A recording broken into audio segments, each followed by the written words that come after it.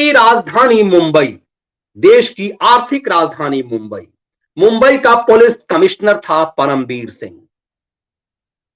बाला साहब ठाकरे के पुत्र, महाराष्ट्र के मुख्यमंत्री उद्धव ठाकरे के बेटे का दाहिना हाथ परमबीर। इस परमबीर सिंह से महाराष्ट्र के मुख्यमंत्री, महाराष्ट्र की सरकार अपने एजेंडे चलवाती थी। इस परमबीर सिंह को हुलकाया जाता था देश के एक प्रभावशाली पत्रकार के मुख को बंद कर देने के लिए। इस परमबीर सिंह की पूरी ऊर्जा लगाई गई एक क्रांतिकारी, एक जिम्मेदार पत्रकार को बर्बाद कर देने के लिए, क्योंकि वो पत्रकार मुंबई में बैठकर मुंबई की सरकार को ललकार रहा था, इसलिए उस पत्रकार की पूरी पत्रकारिता घुसेड़ दी गई। क्योंकि टीआरपी का पिछले 2 दशक से जो घटिया खेल हो रहा था, उस घटिया खेल में उस व्यक्ति ने कूद लगाई और पूरा ये साबित कर दिया कि कैसे सबसे तेज और अदालत लगाने का जो धंधा चलता है, उसमें आते ही जब ही अंग्रेजी पत्रकारिता से हिंदी में कूदा, वो नंबर 1 हो गया। और जो ही नंबर 1 हो गया, पूरी मीडिया गिद्ध की तरह लग गई। वो अदालत लगाने वाला राष्ट्रवादी संपादक भी कहां जुड़ा, और देखिए कि कैसे परमबीर सिंह के साथ तमाम लोग लग गए।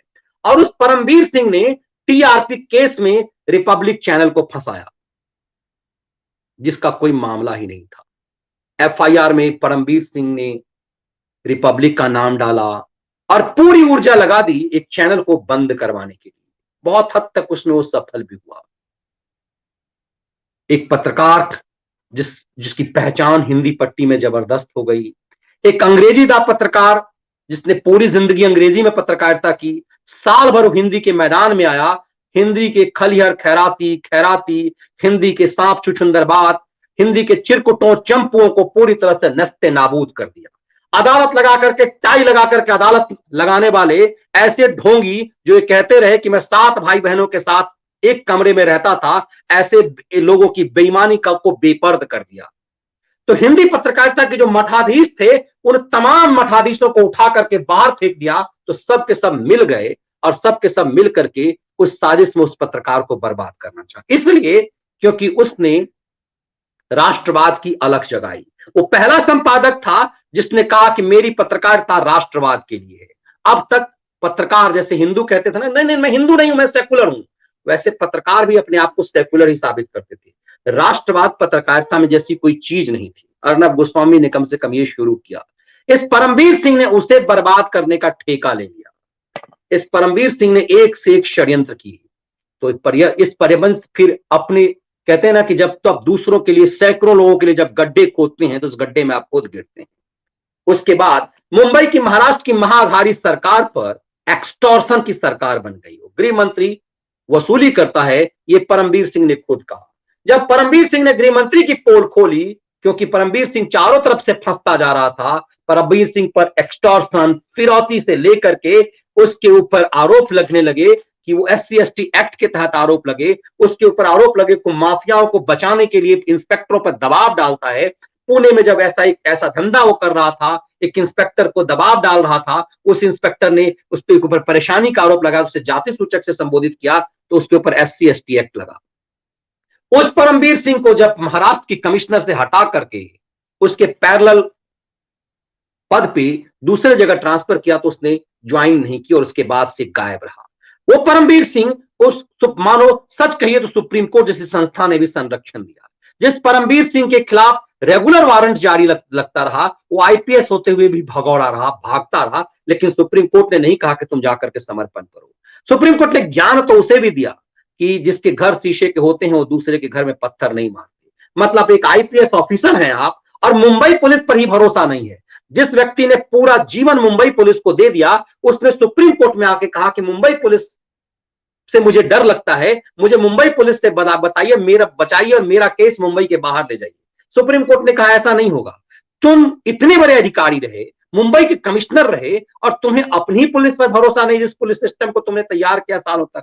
लेकिन बावजूद परमबीर सिंह भगौड़ा रहा। आज परमबीर सिंह को मुंबई की एक निचली अदालत ने भगौड़ा घोषित कर दिया, अपराधी घोषित कर दिया। मतलब मुंबई की पुलिस अपराधी थी, मुंबई पुलिस का कैप्टन अपराधी था। मतलब जिस राज्य का पुलिस मुखिया ही, जिस महानगर का जो देश की आर्थिक राजधानी है, उसने एक अपराधी को क्या क्रिमिनल बना रखा था। क्यों? क्योंकि उसके ऊपर उससे पहले कई तरह के आरोप लगे हुए थे। आज ये अदालत ने उसे भगौड़ा साबित कर दिया। भगौड़ा का मतलब यह है कि वो भागा हुआ है और वो जहां मिले उसे दबोच लिया जाए। परमबीर सिंह जैसे अधिकारियों ने आईपीएस जैसे सम्माननीय पेशा को कलंकित किया है। ये समझिए ये कैसे ऑफिसर्स थे और क्या क्या करतूत करते थे। ऐसे ऐसे व्यक्ति कैसे प्रमोशन बारी से पहले पाते हैं, और फिर यदि ऐसा कोई पुलिस ऑफिसर लगातार मुंबई जैसे शहर का कमिश्नर था, उसके लिए राज्य की सरकार क्या बिल्कुल जिम्मेदार नहीं है। और ऐसे ऑफिसरों की दलीलों को सुनने के लिए ऐसे प्रभावशाली व्यक्तियों को सुप्रीम कोर्ट में को द्वारा अवसर देने पर भी अदालत की साख भी कहीं ना कहीं प्रभावित होती है। देश की सबसे बड़ी अदालत सुप्रीम कोर्ट ने किस तरह से संरक्षण मानो एक तरह से परमबीर सिंह को भी दिया और अनिल देशमुख को भी। अनिल देशमुख 5-5 बार वारंट से भागता रहा और सुप्रीम कोर्ट और हाई कोर्ट की आर टोह लेता रहा। अल्टीमेटली आज वो गिरफ्तार है, जेल में है, लेकिन परमबीर सिंह भगौड़ा है। तो क्या परमबीर सिंह इस देश में है या देश छोड़ करके भाग गया? क्या पूरा सिस्टम परमबीर सिंह के साथ है? कई दिनों से लग रहा था उसे भगौड़ा घोषित करने की प्रक्रिया शुरू हो रही है, लेकिन आज ये भी हो गया। तो क्या परमबीर सिंह का भगौड़ा अपराधी साबित होना सरकार के ऊपर किसी भी ढंग का कोई आरोप नहीं बनता? सरकार इसके लिए क्या निष्कलंक हो सकती है? ये समझ में आता है कि ऐसे ऐसे अधिकारी किस तरह से मीडिया का मुंह बंद करने का षड्यंत्र कर रहे थे। सच एक दिन जरूर जीतता है और ये अर्नब के साथ आज जरूर हुआ। दुख होता है कि अर्नब जैसा मुखर पत्रकार कहीं ना कहीं चुप्पी लगा गया है। जब आदमी चौतरफा घिरता है तो किसी न किसी ढंग की परेशानी तो होती ही है। आप जब सिस्टम आपके खिलाफ हो जाए, पब्लिक भी साथ नहीं रही, सरकारों का साथ नहीं रहा, और जब कोई पुलिस तंत्र आपके पीछे पड़ जाए तो कई तरह की चीजें मुश्किल होती है। अर्नब गोस्वामी के साथ भी यही हुआ। लेकिन आज ये साबित हुआ कि कैसे अर्नब जैसे पत्रकारों की दुकान बंद कर देने, मुंह बंद कर देने के षड्यंत्र रचने और एक से एक उसके लिए अपराध करने के लिए की सजा ऊपर वाला भी किस तरह से देता है। आज एक आईपीएस ऑफिसर जिसकी जिम्मेदारी थी समाज में सुरक्षा की व्यवस्था करना, एक आईपीएस ऑफिसर जिसको पुलिस तंत्र को सुधारने की जिम्मेदारी थी, जिसके ऊपर भरोसा जो जिस वर्दी पहने हुए था उससे भरोसे जगाने की थी, उसने पूरे तंत्र के भरोसे को तोड़ा है और एक देश के सबसे सम्माननीय पेशे पर वो एक तरह से कलंकित किया है। इस बात को समझना पड़ेगा और मुझे लगता है कि देश की जो ये पूरे देश की जो आईपीएस संस्था है, जो सिविल सर्विस की संस्था है, उसे भी अपने ऐसे अधिकारी के खिलाफ जरूर कठोर से कठोर कार्रवाई करना चाहिए।